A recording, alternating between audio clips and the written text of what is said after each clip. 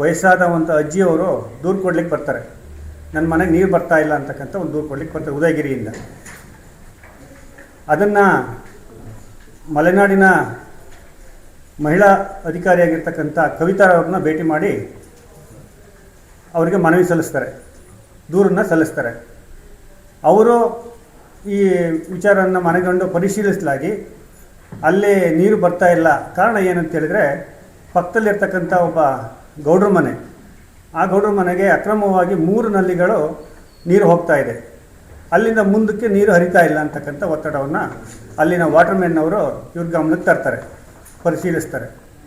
ಆವಾಗ ಕವಿತಾ ಮೇಡಮ್ನವರು ವರದಿ ಕೊಡ್ತಾರೆ ಹಿರಿಯ ಅಧಿಕಾರಿಗಳಿಗೆ, ಈ ರೀತಿ ಅಕ್ರಮವಾಗಿ 3 ನಲ್ಲಿಗಳನ್ನು ಹಾಕ್ಕೊಂಡಿದ್ದಾರೆ, ಕೂಡಲೇ ಅದನ್ನು ಕಡಿತಗೊಳಿಸಬೇಕು ಅಂಥೇಳಿ ಹಿರಿಯ ಅಧಿಕಾರಿಗಳಿಗೆ ವರದಿಯನ್ನು ಸಲ್ಲಿಸ್ತಾರೆ. ಈ ವಿಚಾರ ತಿಳಿದ ತಕ್ಷಣ ಅಗಿಲೆ ಯೋಗೇಶ್ ಅಂತಕ್ಕಂಥವ್ರು ಬಂದು ನಮ್ಮ ಮಲೆನಾಡು ಭಾಗದಿಂದ ಸುಮಾರು 22-23 ವರ್ಷಗಳ ಹಿಂದೆ ವಿದ್ಯುತ್ ಕರೆಂಟೇ ಇಲ್ಲತಕ್ಕಂತಹ ಊರಿನಲ್ಲಿ ಒಬ್ಬರು ಮಹಿಳೆಯರು ವಿದ್ಯಾಭ್ಯಾಸನ ಮಾಡ್ಕೊಂಡು KPSC ಎಕ್ಸಾಮ್ ಬರೆದು ಒಂದು ಹುದ್ದೆಯನ್ನು ದಕ್ಕಿಸ್ಕೊಂಡಿರ್ತಕ್ಕಂಥವ್ರು. ಅವರು ಅಗಿಲೆ ಯೋಗೇಶ್ ಅಂತಕ್ಕಂಥವರು ಏಕಾಏಕಿ ತಮ್ಮ ತಂಡದ ದಂಡು ದಾಳಿ ಸಮೇತವಾಗಿ ಒಬ್ಬ ಮಹಿಳಾ ಅಧಿಕಾರಿಯನ್ನು ಯಾವ ರೀತಿ ಭೇಟಿ ಮಾಡಬೇಕು ಅಂತಕ್ಕಂಥ ಸೌಜನ್ಯ ಇಲ್ಲದೇ ಏಕಾಏಕಿ ಒಂದು ವಿಡಿಯೋಗ್ರಾಫರು, ಒಬ್ಬರು ಫೋಟೋಗ್ರಾಫರು, ಇವರು ಹೀರೋ ಥರ ಹೋಗಿ ಎಂಟ್ರಿ ಆಗಿ ಅವರಿಗೆ ಧಮಕಿ ಹಾಕ್ತಕ್ಕಂಥ ಕೆಲಸವನ್ನು ಸಹಿತ ಮಾಡ್ತಾರೆ.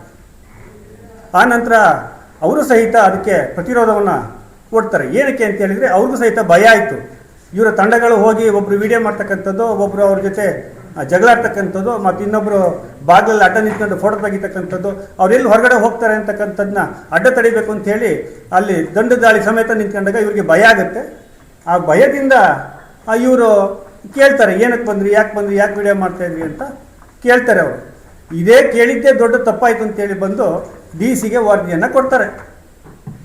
ಇವರು ಸಾರ್ವಜನಿಕರಿಗೆ ಸರಿಯಾಗಿ ಸ್ಪಂದಿಸ್ತಾ ಇಲ್ಲ, ಇವ್ರನ್ನ ಕೂಡಲೇ ನೀವು ವರ್ಗಾವಣೆ ಮಾಡಬೇಕು ಅಂತೇಳಿ ವರದಿಯನ್ನು ಕೊಡ್ತಾರೆ.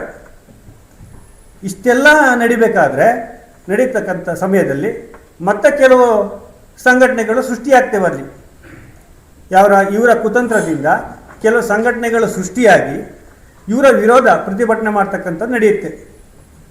ಇವರು ದಕ್ಷವಾಗಿ ಪ್ರಾಮಾಣಿಕತೆಯಿಂದ ಅಧಿಕಾರವನ್ನು ಮಾಡ್ತಕ್ಕಂಥದ್ದನ್ನು ಸಹಿಸಲಾರದೆ ಇವರ ಸ್ವಹಿತಾಸಕ್ತಿಗೋಸ್ಕರ, ಇವರ ಅಭಿವೃದ್ಧಿಗೋಸ್ಕರ ಅಲ್ಲಿ ನಡೀತಕ್ಕಂಥ ಅವ್ಯವಹಾರಗಳು ತುಂಬ ಇದೆ. ನಗರ ಪಾಲಿಕೆಯಿಂದ ಮಹಾನಗರ ಪಾಲಿಕೆ ಆದಮೇಲೆ ಕೋಟಿಗಟ್ಟಲೆ ಅವ್ಯವಹಾರ ನಡೀತಾ ಇದೆ. ಅದನ್ನು ಖಂಡಿಸಿದ್ ಬಿಟ್ಟು ಇವರ ಹಿತಾಸಕ್ತಿಗೋಸ್ಕರ ಪಾಪ ಯಾರೋ ದಲಿತ ಮುಖಂಡರು ಅಂತೇಳಿ ಪಾಪ ಅವರು ಇವರಿಂದ ಸೃಷ್ಟಿಯಾದಂಥವ್ರು, ಪಾಪ ಅವ್ರಿಗೇನು ಗೊತ್ತಿಲ್ಲ. ಅವ್ರನ್ನ ಮುಂದೆ ಬಿಟ್ಟು ಇವ್ರನ್ನ ವಿರುದ್ಧವಾಗಿ ಹೋರಾಟ ಮಾಡಿ ಅಂತೇಳಿ ಅವ್ರನ್ನ ಎತ್ಕಟ್ಟಿ ಇವತ್ತು ಅವರು ಯಾವುದೇ ಹಿರಿಯ ಅಧಿಕಾರಿಗಳ ಅನುಮತಿ ಇಲ್ಲದೇನೆ ಪಾಪ ಹೋರಾಟ ಮಾಡಿದ್ದಾರೆ. ಅವ್ರಿಗೆ ಗೊತ್ತಿಲ್ಲ ಪಾಪ ಇವರೆಲ್ಲ ಹೀಗಾಗುತ್ತೆ ಅಂತೇಳಿ, ಯಾವುದೇ ಒಂದು ರಕ್ಷಣೆ ತಗೊಂಡಿಲ್ಲ. ಅವರು ಹೋರಾಟ ಮಾಡ್ಬೇಕಾದ್ರೆ ಒಂದು ರಕ್ಷಣೆ ಇಲ್ಲ, ಪಾಪ ಹಿರಿಯ ಅಧಿಕಾರಿಗಳ ಅನುಮತಿ ತಗೊಂಡಿಲ್ಲ. ಪಾಪ ಅವ್ರ ಗತಿಯನ್ನು ಏನೋ ಕಾನೂನು ಪ್ರಕಾರ ಏನಾದರೂ ಅವರಿಗೆ ಶಿಕ್ಷೆ ಆಗೋದೇ ಆದರೆ ಪಾಪ ಅವರ ಹೆಂಡತಿ ಮಕ್ಕಳಿಗೆ ಯಾರು ಹೊಣೆ? ಇವರು ಈ ರೀತಿ ಎತ್ತಕಟ್ಟತಕ್ಕಂಥ ಕೆಲಸವನ್ನು ಮಾಡಬಾರ್ದು.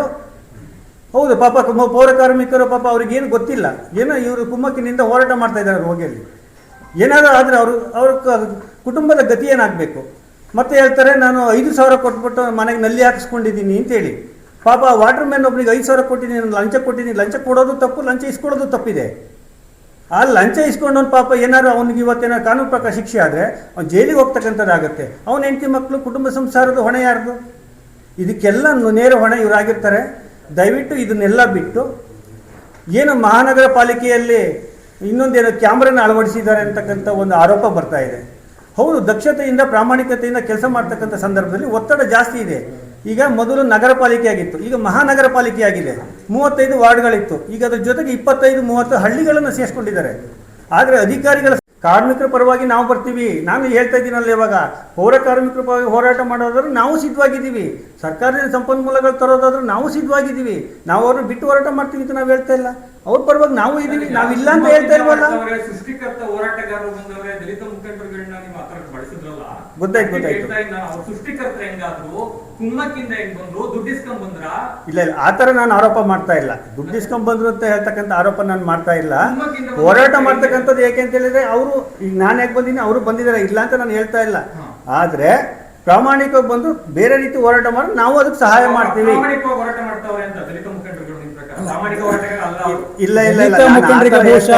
ಮಾಹಿತಿ ಕೊರತೆಯಿಂದ ಪಾಪ ಬಂದಿದ್ದಾರೆ. ಮನೆಗೆ ಅವ್ರಿಗೆ ಅರಿವಾದ ಮೇಲೆ ಪಾಪ ಅವ್ರಿಗೆ ಅರಿವಾದ ಮೇಲೆ ಹೌದು ಇಲ್ಲಿ ಮಾಡ್ತಿರ್ತಕ್ಕಂಥ ವ್ಯವಸ್ಥೆ ಅಲ್ಲ, ಅವ್ರಿಗೆ ಯಾರು ಬಂದಿರ್ತಕ್ಕಂಥ ಇಲ್ಲ ಏನೋ ಅವ್ರ ಪದ ಸ್ವಲ್ಪ ಬದಲಾವಣೆ ಆಗಿರ್ಬೋದು ಬಿಟ್ರೆ ಬಂದಿರತಕ್ಕಂಥ ನಾಯಕರು ಯಾರಿರ್ತಾರೋ ಅವ್ರ ಪರವಾಗಿ ಅವರು ಮೇನ್ ಉದ್ದೇಶ ಏನಪ್ಪ ಅಂದರೆ ದಲಿತರು ಅಂತಕ್ಕಂಥ ವಿಚಾರ. ನಾನು ಆ ದಲಿತರ ವಿಚಾರದ ಬಗ್ಗೆ ಎರಡು ಪದಗಳು ಹೇಳ್ತೀನಿ ನೋಡಿ. ಕವಿತಾ ಮೇಡಮ್ ಅವರಿಗೆ ದಲಿತರು ವಿರೋಧಿ ಏನಾದಾಗಿದ್ದರೆ ಒಂದು ಸಾರಿ ಒಂದು ಚಿಕ್ಕ ಘಟನೆ ಹೇಳ್ತೀನಿ ಕೇಳಿ. ಒಬ್ಬ ಫಿಸಿಕಲಿ ಹ್ಯಾಂಡಿಕ್ಯಾಪ್ಡ್ ವ್ಯಕ್ತಿಗೆ ಒಂದು ಸ್ವಲ್ಪ ಪ್ರಾಬ್ಲಮ್ ಆಯಿತು. ಇದೇ ನಮ್ಮ ಭೀಮಾ ವಿಜಯಲ್ಲಿರ್ತಕ್ಕಂಥ ನಮ್ಮ ನಾಗರಾಜ್ ಅವರು ಫೋನ್ ಮಾಡಿದ್ರು ಮೇಡಮ್ ಅವ್ರಿಗೆ, ನೋಡಿ ಸ್ವಲ್ಪ ಸಹಾಯ ಮಾಡಿ ಅಂತ ಹೇಳ್ಬಿಟ್ಟಂತ. ಅವರು ಆ ಕವಿತಾ ಮೇಡಮ್ ಮತ್ತು ಅಲ್ಲಿರ್ತಕ್ಕಂಥ ಒಬ್ಬ ವಿಕ್ರಮ್ ಅಂತಕ್ಕಂಥ ಒಬ್ಬರು ಕಾರ್ಪೊರೇಟ್ರು ಮತ್ತು ಇನ್ನೊಬ್ಬರು ಇನ್ನೊಬ್ಬ ಕಾರ್ಪೊರೇಟ್ ಸೇರ್ಕೊಂಡು ಅವ್ರಿಗೆ 60,000 ರೂಪಾಯಿಗಳನ್ನು ಅಲ್ಲಿಗೆ ಪೇಮೆಂಟ್ ಮಾಡಿ ಅವ್ರಿಗೆ ಚಿಕಿತ್ಸೆ ಕೊಡಿಸಿದ್ದಾರೆ. ಇವತ್ತು ಈ ಸಾಕ್ಷಿ ಇಲ್ಲೇ ಇದ್ದಾರೆ ನಾಗರಾಜ್ ಅವರು. ಇವತ್ತು ಕೂಡ ಯಾರೇ ದಲಿತರು ಕೂಡ ಅಲ್ಲ. ಇಲ್ಲಿ ಇನ್ನೊಂದು ವಿಷಯ, ದಲಿತರ ವಿರೋಧಿ ಅನ್ನೋದು ಎತ್ಕಟ್ಟಿದ್ರಲ್ಲ ನಮ್ಗೆ ಬಂದಿರೋದು ಪ್ರಶ್ನೆ. ಯಾರು ತಗೋಬೇಕು ಸ್ವಾಮಿ?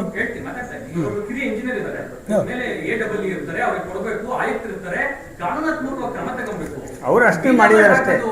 ಎಷ್ಟು ಸರಿ ಸರ್ ಒಬ್ಬ ಕಿರಿಯ ಇಂಜಿನಿಯರ್ ವಿಡಿಯೋ ಮಾಡಿ ಹಾಕನ್ನ ಹೆಂಗ್ ಹೋಗ್ತೀರಿ? ಫೈನ್, ಸಿಸಿ ಕ್ಯಾಮ್ರಾ ಹಾಕಿ ವಿಚಾರವಾಗಿ ಮಾತಾಡಿದ್ರಿ. ಪ್ರಕಾಶ್ ಅಂತಕ್ಕಂಥವ್ರು ಅಲ್ಲಿಯ ವ್ಯವಸ್ಥಾಪಕರಿದ್ದಾರೆ. ನೆಕ್ಸ್ಟ್ ಅವ್ರು ಆಯುಕ್ತರಾಗ ಪೋಸ್ಟ್ ಇರ್ತಕ್ಕಂಥ ಗೆಜೆಟೆಡ್ ಆಫೀಸರ್ ಇದ್ದಾರೆ ಪ್ರಕಾಶ್ ಅವರು. ಒಬ್ರು ಮ್ಯಾನೇಜರ್ ಗಮನಕ್ಕೆ ಬರ್ತಾರೆ ಅವ್ರ ಕಚೇರಿಗೆ ಒಂದು ಸಿಸಿ ಕ್ಯಾಮ್ರಾ ಹಾಕುತ್ತೆ, ಆಯ್ತು ಹಾಕಿದ್ರು ಅಂತಾನು ಅನ್ಕೊಳ್ಳೋಣ. ಅವ್ರು ಕಿತ್ತಾಕಿರೋ ವಿಡಿಯೋ ಹೊರಗಡೆ ಹೆಂಗ್ ಬಂತು ಸರ್? ಆಕ್ಸೆಸ್ ಯಾರ ಹತ್ರ ಇತ್ತು ಸರ್? ಹೊರಗಡೆ ಬಿಟ್ಟವ್ರು ಯಾರು ಸರ್? ತನಿಖೆ ಮಾಡಿ ಅಂತ ಆದೇಶ ಮಾಡಿದೀವಿ, ನಾವು ಒತ್ತಾಯ ಮಾಡಿದೀವಿ. ನಾವು ಇವ್ರಿಗೂ ಸಹಿತ ಹೇಳಿದೀವಿ, ನಿಮ್ಮ ಲೋಪದೋಷಗಳಿದ್ರು ಸಹಿತ ನಾವು ಅದನ್ನು ಒತ್ತಾಯ ಮಾಡ್ತೀವಿ ಅಂತಾನು ಹೇಳಿದೀವಿ. ಇಲ್ಲ ಅಂತ ನಾವು ಹೇಳ್ತಿಲ್ಲ, ಅವ್ರ ಹತ್ರ ನಾವು ಚರ್ಚೆ ಮಾಡಿದೀವಿ. ಈಗ ಸಿಸಿ ಕ್ಯಾಮ್ರಾ ದೃಶ್ಯಾವಳಿಗಳು ಹೊರಗಡೆ ಬಂದಿರತಕ್ಕಂಥದ್ದು, ಆಮೇಲೆ ಸಿಸಿ ಕ್ಯಾಮ್ರಾಗಳನ್ನ ಅಳವಡಿಸಿರ್ತಕ್ಕಂಥದ್ದು ವಿರೋಧ ಆರೋಪ ಇದೆ ಅಂತ ಅವ್ರ ಮೇಲೆ ಬರ್ತಾ ಇದೆ. ನಾನು ಅದನ್ನು ಹೇಳ್ತಾ ಇದ್ದೀನಿ. ಅವರು ಆರೋಪದಲ್ಲಿ ಸತ್ಯನ ಸುಳ್ಳು ಅನ್ನೋದಕ್ಕಿಂತನೂ ಅವರು ಏನು ಸಿಸಿ ಕ್ಯಾಮ್ರಾನ ಫಿಕ್ಸ್ ಮಾಡಿರೋದೇ ಸರಿ ಇಲ್ಲ, ಅದು ಅವರು ವಿರೋಧ ಮಾಡ್ತಾ ಇದ್ದಾರೆ ಅಂತಕ್ಕಂಥದ್ದು ನಿಮ್ಮ ಇದು ಒತ್ತಾಯ ಇದೆ. ನಾನೇನು ಹೇಳ್ತಾ ಇದ್ದೀನಿ, ಅವರು ಸಿಸಿ ಕ್ಯಾಮ್ರಾವನ್ನು ಅಲ್ಲಿ ಅಳವಡಿಸಿರ್ತಕ್ಕಂಥದ್ದು ನಿಜ. ಯಾವುದೋ ಒತ್ತಡದಿಂದ ಅವರು ಏನೋ ಹಿರಿಯ ಅಧಿಕಾರಿಗಳ ಗಮನಕ್ಕೆ ತರದೇ ಏನಾರು ಫಿಕ್ಸ್ ಮಾಡಿರ್ಬೋದು ಬಿಟ್ಟರೆ, ಅವ್ರು ಅದನ್ನು ಹೊರಗಡೆ ತಗೊಂಡೋಗಿ ಅದು ನಗರ ಪಾಲಿಕೆ ಆಸ್ತಿ ಅಲ್ವ ಅದು ಸಿಸಿ ಕ್ಯಾಮ್ರಾ ಇರೋದು. ಸಂಖ್ಯೆ ಜಾಸ್ತಿ ಆಗಿಲ್ವಲ್ಲ, ಒತ್ತಡ ಜಾಸ್ತಿ ಆಗಿದೆ ಅವರಿಗೆ. ಇವರಿಗೂ ಒತ್ತಡ, ನೌಕರರಿಗೂ ಒತ್ತಡ ಜಾಸ್ತಿ ಇದೆ. ಹೋರಾಟ ಮಾಡೋದಾದ್ರೆ ಅಖಿಲ ಯೋಗೇಶ್ ಅವರು ಸರ್ಕಾರದ ವಿರುದ್ಧ ಹೋರಾಟ ಮಾಡಲಿ, ಕ್ರೋಢೀಕರಣ ಸಂಪನ್ಮೂಲಗಳನ್ನು ತಗೊಂಬರಲಿ, ಪೌರ ಕಾರ್ಮಿಕರನ್ನ ಜಾಸ್ತಿ ತಗೊಂಬರಲಿ, ಹೋರಾಟ ಮಾಡಲಿ. ಇಲ್ಲ ಹಣಕಾಸು ಜಾಸ್ತಿ ಬರಲಿ ಅಂತ ಹೋರಾಟ ಮಾಡಲಿ, ನಾವು ಸೇರ್ಕೊಂತೀವಿ ಅವ್ರ ಜೊತೆಗೆ ಬೇಕಾದ್ರೆ. ಈ ಎಲ್ಲ ಕುಮ್ಮಕ್ಕನಿಂದ ಪಾಪ ಆ ಮಹಿಳಾ ಅಧಿಕಾರಿಯವರು ಅವರ ಒಂದು ವೇಳೆ ಈ ರೀತಿ ಹೋಗಿ ದಬ್ಬಾಳಿಕೆ ಮಾಡಿ ದೌರ್ಜನ್ಯ ಮಾಡ್ತಾರಲ್ಲ, ಅವ್ರಿಗೆ ಅದೇ ಸ್ಥಾನದಲ್ಲಿ ಅವರ ತಾಯಿನ ಅವ್ರ ಅಕ್ಕ ತಂಗಿನ ನಮ್ಮ ಅಕ್ಕ ತಂಗಿನ ಕೂತಿದ್ದೀರಿ, ಏನು ಮಾಡಬೇಕಾಗಿತ್ತು? ಒಂದು ವೇಳೆ ಈಗಾಗಲೇ ನಾವು ತುಂಬ ನೋಡಿದ್ದೀವಿ. ನಾವು ಈಗಾಗಲೇ ಗಣಪತಿ ಅಂತಕ್ಕಂಥ ಮಡಿಕೇರಿನಲ್ಲಿ ಒಬ್ಬರು ಇಲಾಖೆಯಲ್ಲಿ DYSP ಆಗಿ ಒತ್ತಡ ಜಾಸ್ತಿಯಾಗಿ ಆತ್ಮಹತ್ಯೆ ಮಾಡಿಕೊಂಡ್ರು. ಇವರು ಏನಾದ್ರು ಮನನೊಂದು ಆತ್ಮಹತ್ಯೆ ಮಾಡಿಕೊಂಡ್ರೆ ಆ ಕುಟುಂಬದ ಗತಿ ಏನಾಗಬೇಕು? ಇದಕ್ಕೆ ಯಾರು ಕಾರಣಕರ್ತರಾಗ್ತಾರೆ? ದಯವಿಟ್ಟು ಇದನ್ನೆಲ್ಲ ಮುಂದುವರಿಸತಕ್ಕಂಥದ್ದು ಬೇಡ. ಅವರ ವರ್ಗಾವಣೆ ದಯವಿಟ್ಟು ಏನು ವರದಿ ಸಲ್ಲಿಸಿದ್ದಾರೆ ಜಿಲ್ಲಾಧಿಕಾರಿಗಳಿಗೆ, ದಯವಿಟ್ಟು ಆಯುಕ್ತರಾಗಲಿ ಯಾರೇ ಆಗಲಿ ವರದಿನ ಹಿಂಪಡಿಬೇಕಂತದ್ದು ನಮ್ಮ ಒತ್ತಾಯ ಇದೆ. ಯಾವುದೇ ಕಾರಣಕ್ಕೂ ಅವರು ವರ್ಗಾವಣೆ ಮಾಡಬಾರ್ದು. ಇಲ್ಲೇ ಇದ್ದು ಇಲ್ಲೇ ಜವಾಬ್ದಾರಿಯನ್ನು ನಿರ್ವಹಿಸ್ಕೊಂಡು ಹೋಗಿ ಸಾಮಾನ್ಯ ಜನಗಳಿಗೆ, ಸಾರ್ವಜನಿಕರಿಗೆ ಅನುಕೂಲ ಆಗ್ತಕ್ಕಂಥ ಕೆಲಸವನ್ನು ಮಾಡೋಂಥದ್ದು ಇನ್ನೂ ಮುಂದುವರಿಬೇಕು ಅಂತೇಳಿ ನಾವು ಅವ್ರ ಪರವಾಗಿ ಯಾವತ್ತೂ ಹೋರಾಟ ಮಾಡಲಿಕ್ಕೆ ಇರ್ತೀವಿ. ಒಂದು ವೇಳೆ ಇವರು ಹೋರಾಟನ ಜಾಸ್ತಿ ಮಾಡೋದಾದ್ರೆ ನಾವು ಹೋರಾಟಕ್ಕೆ ಸಿದ್ಧವಾಗಿದ್ದೀವಿ. ಕಾನೂನು ಹೋರಾಟ ಮಾಡೋದ್ರೆ ನಾವು ಅದಕ್ಕೂ ಸಿದ್ಧವಾಗಿದ್ದೀವಿ. ರಾಜಕಾರಣ ಮಾಡೋದಾದ್ರೆ ನಾವು ರಾಜಕಾರಣ ಮಾಡಲಿಕ್ಕೂ ಸಿದ್ಧವಾಗಿದ್ದೀವಿ. ನಮ್ಮದೇನು, ಈ ದೇಶದಲ್ಲೇ ಈ ರಾಜ್ಯದಲ್ಲೇ ಹೆಸರುವಾಸಿ ಆಗ್ತಕ್ಕಂಥ ಹಾಸನಾಂಬೆ ಇರ್ತಕ್ಕಂಥ ಈ ಸ್ಥಳದಲ್ಲಿ ನಮ್ಮ ಡಾಕ್ಟರ್ ಬಾಬಾ ಸಾಹೇಬ್ ಅಂಬೇಡ್ಕರ್ ಕೊಟ್ಟಕ್ಕಂತಹ ಸಂವಿಧಾನದ ಚೌಕಟ್ಟಿನಲ್ಲಿ ನಾವೆಲ್ಲ ಸಮಾನತೆಯಿಂದ ನಾವು ಎಲ್ಲ ಹೋಗ್ತಾ ಇದ್ದೀವಿ. ಇಂಥ ಸಂದರ್ಭದಲ್ಲಿ ಇವರು ಜಾತಿಯನ್ನು ಎತ್ಕಟ್ಟಿ ಯಾರನ್ನ ಕುಮ್ಮಕ್ಕಿಂದ ಇವರು ದಲಿತರು, ಇವರು ಬೇರೆಯವ್ರ ಜಾತಿಯವರು, ಆ ಜಾತಿಯವರು, ಇವೆಲ್ಲ ಬೇಕಾಗಿದೆಯಾ ನಮಗೆ? ದಯವಿಟ್ಟು ಇಂಥದನ್ನೆಲ್ಲ ಬಿಟ್ಟು ಈ ಹಾಸನಾಂಬ ದೇವಿ, ಸಿದ್ದೇಶ್ವರ ಸ್ವಾಮಿ, ಆಂಜನೇಯ ಸ್ವಾಮಿ, ಇವರೆಲ್ಲ ದೇವರಾನ ದೇವತೆಗಳು ಈ ಅಖಿಲ ಯೋಗೇಶ್ ಅವ್ರಿಗೆ ಮತ್ತು ಈ ಸೃಷ್ಟಿಕರ್ತ ಹೋರಾಟಗಾರರಿಗೆ ಸದ್ಬುದ್ಧಿಯನ್ನು ಕೊಡಲಿ. ಹೋರಾಟ ಮಾಡೋದೇ ಆದರೆ ಸರ್ಕಾರದಿಂದ ಬರ್ತಕ್ಕಂಥ ಸೌಲಭ್ಯಗಳಿಗೆ ಹೋರಾಟ ಮಾಡಲಿ ಅಂತ ಹೇಳ್ತಾ, ಏನು ವರ್ಗಾವಣೆಯನ್ನು ಯಾವುದೇ ಕಾರಣಕ್ಕೂ ವರ್ಗಾವಣೆ ಬೇಡ, ವರ್ಗಾವಣೆ ರದ್ದುಗೊಳಿಸಿ ಅವರು ಇಲ್ಲೇ ಮುಂದುವರಿಯತಕ್ಕಂಥ ನಮ್ಮ ಒತ್ತಾಯ ಇದೆ. ಈಗ ಸರ್ ಆಯ್ತು, ನೀವು ಹೇಳಿದ್ರಿ ಹೋರಾಟಗಾರರು ಪರ್ಮಿಷನ್ ತಗೊಳ್ಳದೆ ಸ್ಟ್ರೈಕ್ ಮಾಡ್ಬಿಟ್ಟಾಗ ನಾಳೆ ಅವ್ರ ಕೆಲಸ ಹೋದ್ರೆ ಯಾರ ಗತಿ? ಹೌದು, ಅನುಮತಿ ಇಲ್ಲದೆ ಅಂತ. ಹೌದು. ಇದೇ ಕವಿತಾ ಅವರು ಮಾಧ್ಯಮಗಳ ಮುಂದೆ ಮಾತನಾಡ್ತಾರೆ. ನಿಮ್ಮ ನಾಲೆಡ್ಜ್ ಇದೆಯೋ ಇಲ್ಲೋ ಗೊತ್ತಿಲ್ಲ, ಒಬ್ಬ ಕಿರಿಯ ಇಂಜಿನಿಯರ್ ಮಾಧ್ಯಮಗಳ ಮುಂದೆ ಅಡ್ರೆಸ್ ಮಾಡಕ್ ಅವಕಾಶ ಇದೆ ಕಾನೂನಲ್ಲಿ. ಸರ್ಕಾರಿ ಕಾರಲ್ಲಿ ಕುತ್ಕೊಂಡು ಒಬ್ಬ ವ್ಯಕ್ತಿಯನ್ನ ತಪ್ಪು ಮಾಡಿರ್ಬೋದು, ಕಂಪ್ಲೇಂಟ್ ಕೊಡ್ಬೇಕು, ತೇಜೋವಧೆ ಮಾಡ್ತಾರೆ, ನಲ್ಲಿ